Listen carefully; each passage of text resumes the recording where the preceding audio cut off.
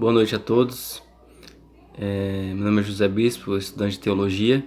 Eu venho através deste vídeo responder uma pergunta enviada para o canal. A pergunta é a seguinte: pode uma pessoa ser cristã e ficar sem congregar? Essa é a pergunta.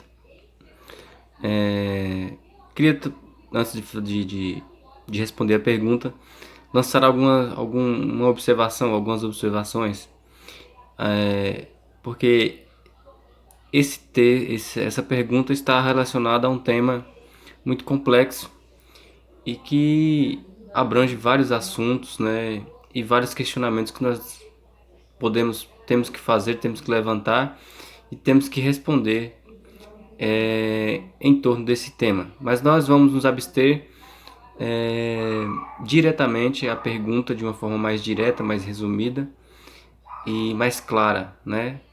E deixar aqui que, independente de qualquer situação, o que vai prevalecer, né, é o que eu vou descrever aqui na resposta. E aí, né, cada pessoa vai avaliar a sua situação aí de acordo com o que ela esteja, o que esteja acontecendo com ela a respeito desse tema, né? Desse assunto, que envolve esse assunto. Para nós formalizarmos a resposta, nós vamos recorrer a um trecho das Escrituras que está lá em João, Evangelho segundo escreveu o apóstolo João, do capítulo de número 13 até o capítulo de número 17. Né?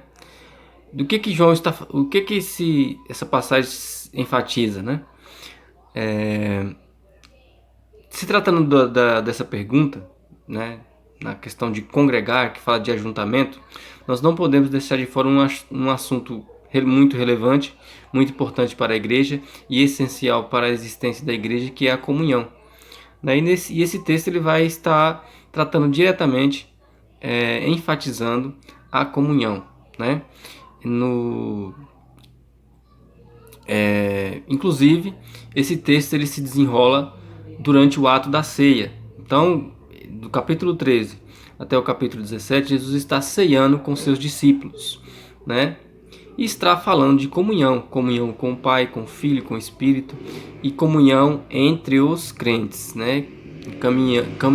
Comunhão entre os discípulos, né? E quando nós falamos de comunhão, nós falamos, o vínculo da comunhão é o amor, né? Não há como ter comunhão, né? Não há como se relacionar com uma pessoa que não existe um relacionamento entre um grupo de pessoas, entre duas pessoas. Não existe comunhão entre as pessoas sem essa peça principal, que é o amor, né? Por isso, nesse trecho das Escrituras, ele vai falar 3 vezes sobre um novo mandamento. Que mandamento é esse? Que vos ameis uns aos outros como eu vos amei. E eu vou ler aqui desse trecho das Escrituras, eu vou ler rapidamente, só um verso, né, 2 versos, né, que está lá no capítulo de número 17, verso 22 e verso 26.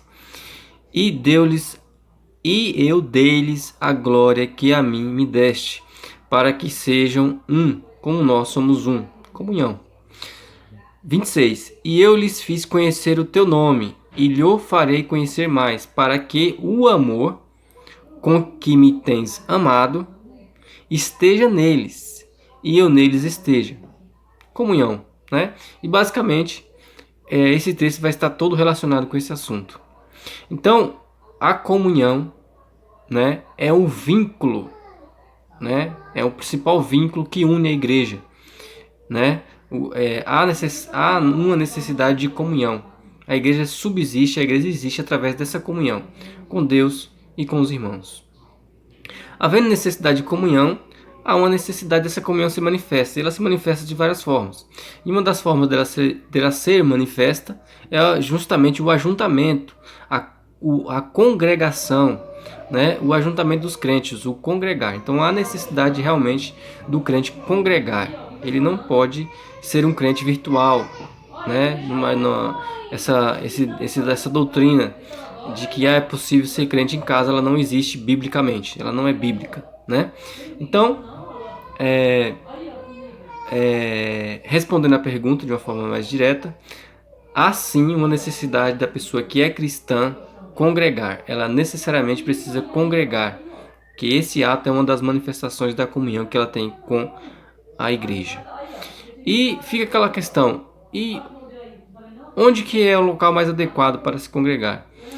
Se nós estudarmos as necessidades da igreja, nós vamos concluir que as necessidades e os trabalhos que a igreja necessita executar, vai ficar bem claro que a nossa melhor opção certamente são os templos, né? Os templos, eles se comportam, eles são preparados para atender às necessidades da igreja. Os cultos de ensinos, as atividades os ensaios e tudo mais que está relacionado com o evangelho, e principalmente o culto coletivo e a manutenção desse culto. Amém? Que Deus possa continuar abençoando e que de alguma forma isso possa ter contribuído para a sua vida. Deus abençoe.